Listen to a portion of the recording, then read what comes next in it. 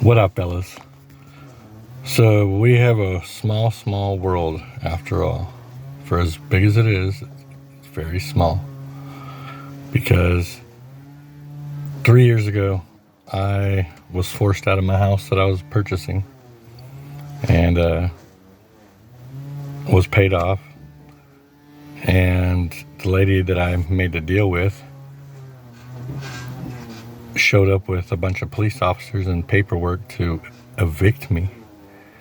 And the paperwork was expired, and I pointed that out to the officer, and he came back an hour later with a fresh set of paperwork, fully signed by a judge and everything, and the whole pretty much 6 cars, police cars, to remove me. And so I did, went and moved in with my baby mama.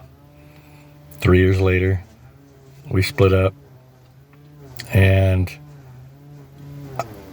I met the neighbor down the road from me, and he offered me some work, which I hadn't worked in 3 years.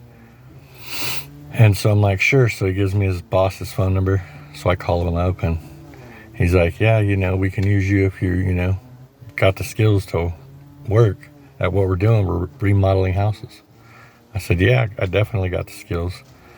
And he's like, all right, well, go ahead and show up at the house and help do some remodeling. We're tearing off a roof and a wall and converting the back of the house into a bedroom, or the sunroom into a bedroom. So I'm like, sweet, all right.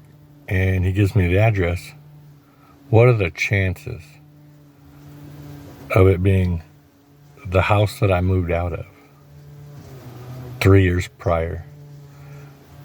And as soon as he gave me the address, I was like, wow, that's so crazy. I said, I moved out of that house 3 years ago, and now you're wanting me to help remodel it. So I go to the house, and everything is exactly the same way as I left it. It's kind of crazy. And now he wants me to paint the entire inside of the house. So, like, what are the chances of all that connecting like that? That's crazy that it all lined up the way it did. I thought about fucking with the neighbors and going up and knocking on the door and saying, guess who's back?